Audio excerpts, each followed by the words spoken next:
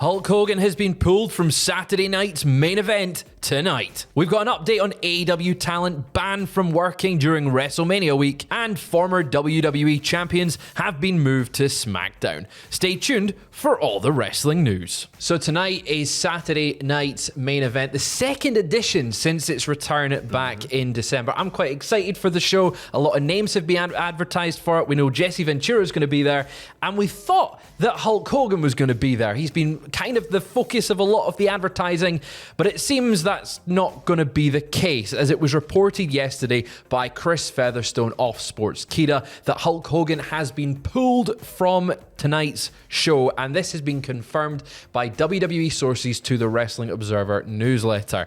Hogan's removal from the show is reportedly due to family-related issues, and this has nothing to do with the crowd reactions or Jesse Ventura's presence. No, surprisingly not. I figured that we might get a lot of these excuses, all of them being kind of, well, I can't make it this week, might be there when we're in like somewhere might cheer me. I can't make it that week, but I might be there in 3 weeks. And oh no, my car broke down, and family issues. But it's legit. It's a legit family issue, yeah. And issue, it's more a family-related thing. Yeah, it's not an issue at all. It's not an issue. It's not an issue. It was confirmed yesterday, or this past week, sorry, that Brooke Hogan, Hogan's daughter, has given birth to twins, so that is likely the reason why he's not wanting to be on the show tonight.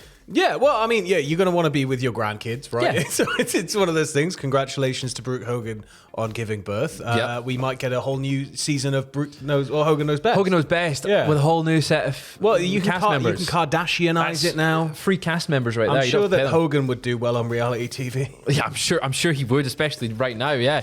But that is, for tonight's show, obviously there's loads of matches announced. Off the top of my head, with Gunther, Jey Uso, Braun versus Jacob Fatu. That is going to be very exciting. There better be no ring left and half the crowd just running away in fear. It's gonna be great. But looking at last night's SmackDown, however, we did see a number of names move brands during this transfer window that WWE currently has ongoing. The first of the names, though, was The Miz, and he was seen backstage talking to Nick Aldis, thinking he'd got away from the Wyatt Six. I think Miz is like he obviously orchestrated Wyatt Six's move in order to get away from, and now it's all come back to bite him in the bum, which it makes sense. The Miz is always best in these kind of situations when he's either gently on top, or he is fleeing in fear, or he is completely out of his depth. It's so weird how he can strike a really good balance. And I think obviously it's The Miz, he's got that longevity aspect, but he's really good at the chicken poop heel. He's really good at being like actually a legitimate top guy at certain points in his career. And right now he's filling the role perfectly of being terrified of this group. He's just got this little dial in his head where he can just sort of just flick between like perfectly playing all these different roles. So I'm looking forward to seeing what Miz can do now that he's back on SmackDown. It feels very much like, for me anyway, because during the time I was covering SmackDown weekly, The Miz was there front and center. So it feels like Miz has come home a little bit for me. That's it, he had such a run as the IC champ on SmackDown. I don't know what we're going to see with the whole Wyatt Six thing. I don't know how far that's going to go. I don't know what's even happening with that anymore. But ultimately, Miz is back on SmackDown. There's a lot of banger matches there for him to have. And I imagine we will circle back to the Wyatt Six situation. But I would say arguably the biggest name to move brands from last night's show was literally as well. Yeah, he's quite literally the biggest. Damien Priest, former Judgment Day member, former World Heavyweight Champion, is now on SmackDown. This was also confirmed in Nick Aldis' office. We saw Carmelo Hayes backstage. He was wondering who his next opponent was, and then in walks Damien Priest.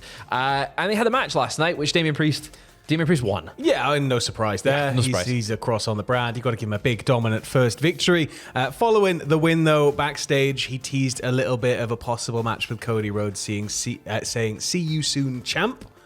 Which Cody should just steamroll him. Yes, completely steamroll. We don't need any more names and faces around that division. Just get him into a holding pattern with everybody else. Let's let everything kind of resolve itself first. Then we'll inject Then you can have someone else. Yeah. He's a great name to have on SmackDown in my mind. Having someone who has now established himself as definitely a main event level player.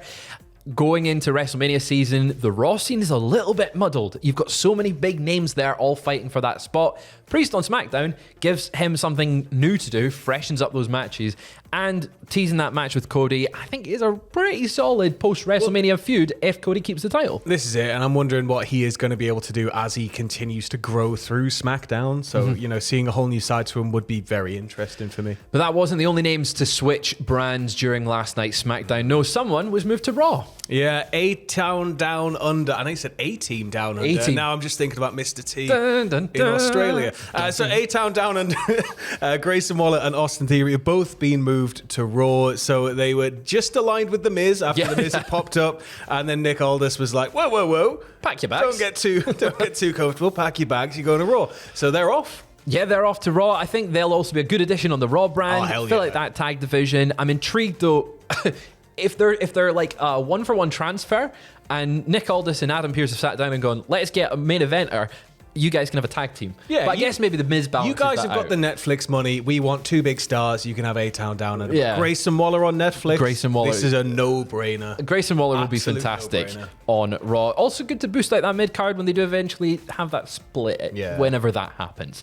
But staying with tag teams, we do have a huge stipulation added to a match at the Royal Rumble. Now, we were discussing last week the fact that the Motor City Machine Guns have become the new #1 contenders to those tag team championships. And we were puzzled as to when this match would take place.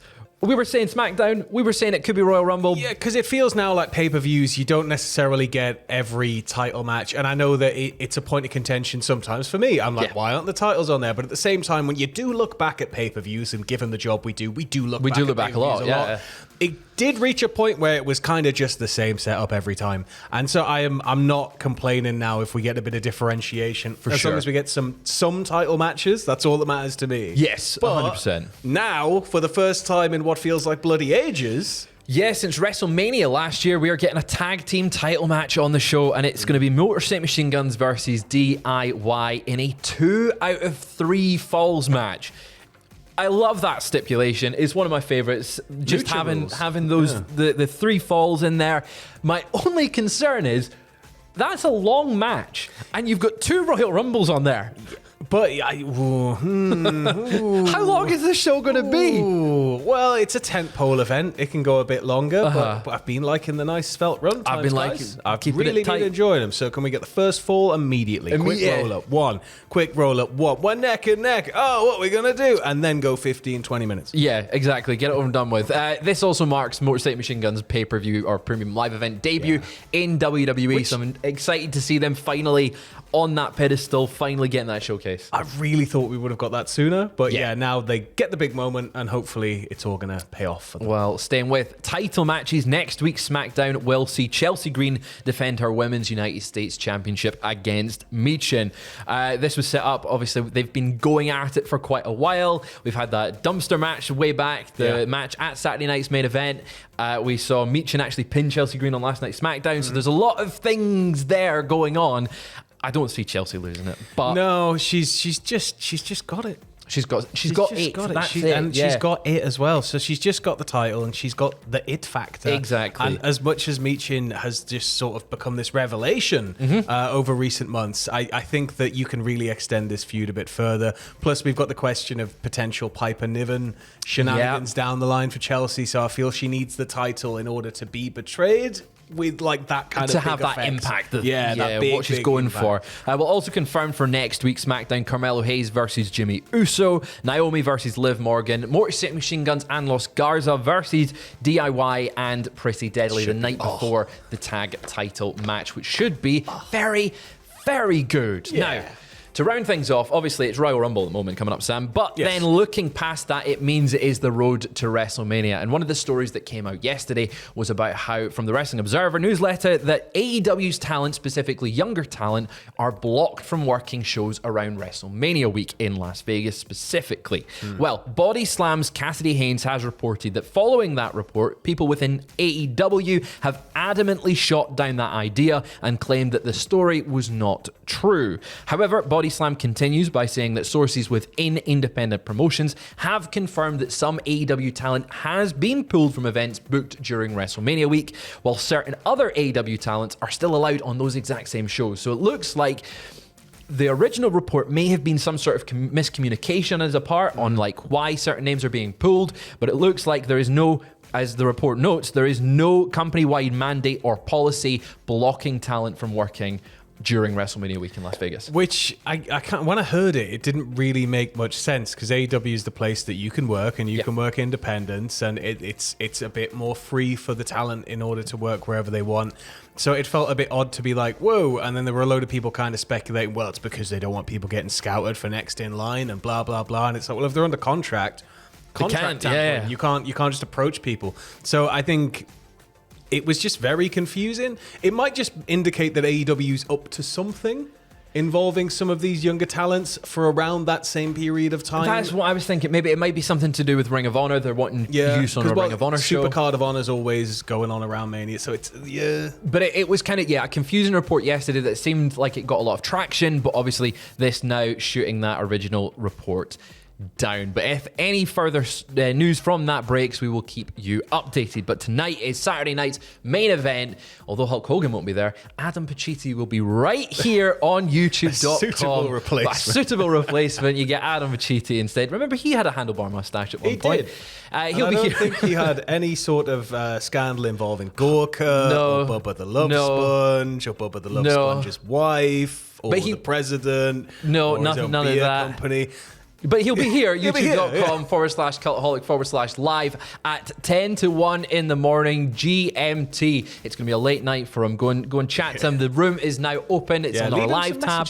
Leave some comments for him. And we will be back later on today with more wrestling news. Bye.